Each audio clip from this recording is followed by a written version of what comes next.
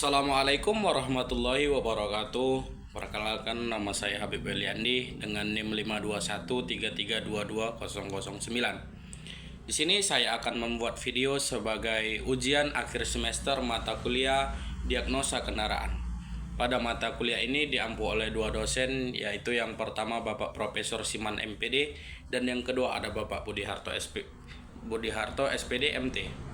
Baik, di sini pada gambar pertama itu tentang engine ECU. Gambar yang kedua juga engine, menjelaskan tentang engine control system. Baik, langsung saja memasuki soal yang pertama, yaitu perhatikan slide 1. Jika akselerasi pedal tidak bisa direspon dengan baik oleh engine, maka akan terjadi gangguan pada engine saat berkendaraan. Kirim argumen dan analisa saudara tentang hal ini sehingga engine dapat merespon dengan normal dan kendaraan dapat digunakan kembali dengan baik. Untuk soal nomor 2, kembali diperhatikan slide kedua. Pada gambar diperlihatkan komponen dari engine control system. Permasalahan yang dihadapi: bagaimana hubungan dari camshaft timing oil, control valve, VVTi controller, camshaft position sensor, dan crankshaft position sensor jika salah satu di antaranya tidak dapat direspon oleh ECU. Baik, berikutnya petunjuk.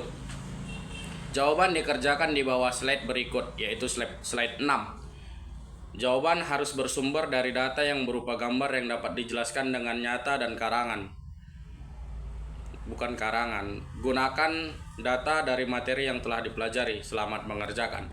Baik, langsung saja memasuki jawaban soal yang pertama, yaitu jika akselerasi pedal tidak bisa direspon dengan baik oleh mesin, beberapa gangguan yang mungkin terjadi pada mesin saat berkendara adalah: yang pertama, penurunan performa mesin.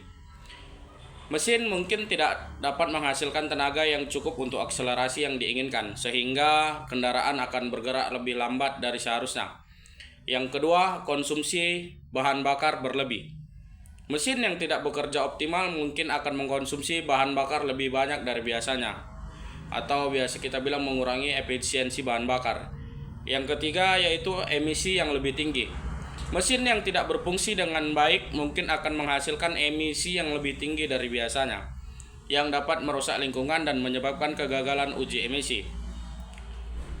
Sedikit rangkuman, yaitu penyebab dari masalah ini bisa bervariasi, mulai dari masalah pada throttle body, sensor-sensor seperti posisi throttle atau sensor TPS, sensor aliran udara massa atau sensor MAF, sensor oksigen, hingga masalah pada sistem bahan bakar atau sistem pengapian. Sebaiknya periksa kendaraan ke mekanik profesional untuk diagnosis dan perbaikan yang tepat. Di sini untuk argumen dan analisanya, yang pertama, masalah mesin tidak merespon akselerasi pedal dengan baik.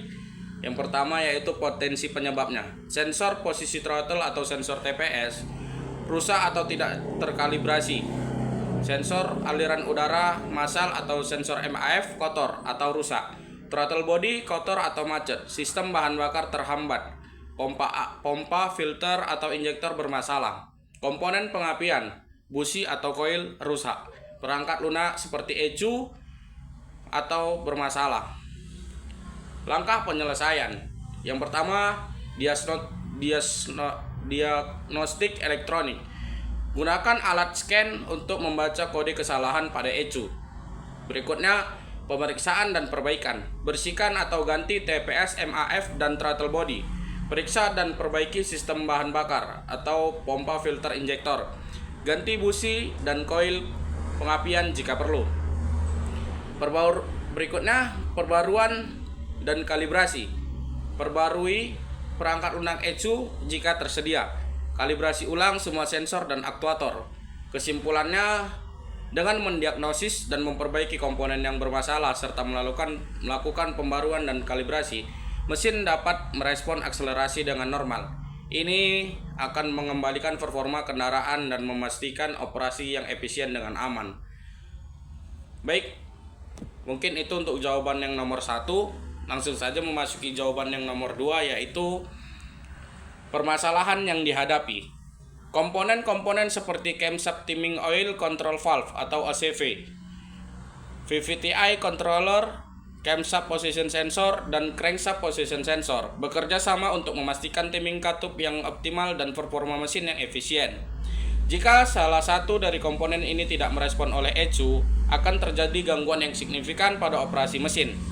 Berikut adalah analisis singkat mengenai hubungan antara komponen tersebut dan dampak dari ketidakmampuan untuk merespon. Yang pertama, hubungan antar komponen. Di sini camshaft timing oil control valve atau OCV. OCV mengatur aliran oli ke VVTi controller yang pada gilirannya mengatur posisi camshaft untuk mengoptimalkan timing katup. Jika OCV gagal, VVTi controller tidak akan menerima aliran oli yang diperlukan untuk mengatur posisi camshaft, sehingga timing katup tidak dapat diatur dengan baik. Berikutnya VVTi controller atau Variable Valve Timing Intelligence. Controller mengatur posisi camshaft berdasarkan sinyal dari ECU. Untuk meningkatkan efisiensi bahan bakar dan performa mesin, jika VVTi controller gagal, mesin akan kehilangan kemampuan untuk menyesuaikan timing katup sesuai kebutuhan, menyebabkan performa yang buruk dan efisiensi bahan bakar yang rendah. Berikutnya, camshaft position sensor. Sensor ini mengukur posisi camshaft dan mengirimkan data ke ECU untuk mengontrol timing pengapian dan injeksi bahan bakar.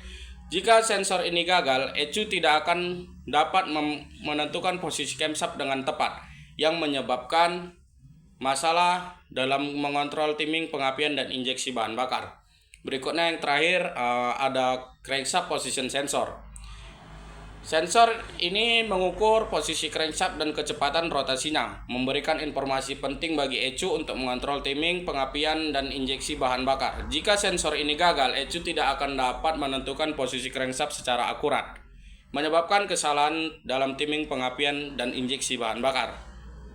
Nah, berikutnya ada dampak jika salah satu komponen tidak dapat direspon oleh ECU. Ketika OCV tidak berfungsi, timing katup tidak dapat diatur dengan baik, menyebabkan performa mesin yang buruk, peningkatan konsumsi bahan bakar, dan kemungkinan ketidakstabilan mesin. VVTi controller gagal, mesin akan mengalami kemampuan untuk menyesuaikan timing katup sesuai kebutuhan, yang dapat mengakibatkan kehilangan tenaga, peningkatan emisi, dan efisiensi bahan bakar yang buruk. Berikutnya, camshaft position sensor gagal. ECU tidak akan dapat mengatur timing pengapian dan injeksi bahan bakar dengan akurat, yang menyebabkan mesin berjalan tidak stabil, kehilangan tenaga, dan peningkatan emisi. Yang terakhir yaitu crankshaft position sensor ketika gagal. ECU tidak akan dapat menentukan posisi crankshaft dengan tepat, menyebabkan kesalahan dalam timing pengapian dan injeksi bahan bakar, yang dapat mengakibatkan mesin tidak dapat menyala atau kehilangan tenaga, bahkan stalling. Nah, baik, di sini ada kesimpulan sedikit dari saya bahwasannya kerjasama antara crankshaft timing oil control valve, VVTi controller, camshaft position sensor, dan crankshaft position sensor adalah krusial untuk operasi mesin yang optimal.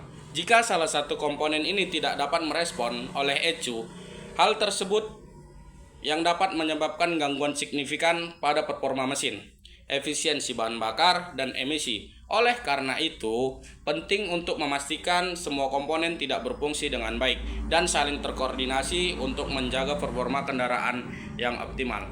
Baik, mungkin hanya ini yang dapat saya sampaikan sebagai tugas ujian akhir semester mata kuliah diagnosa kendaraan.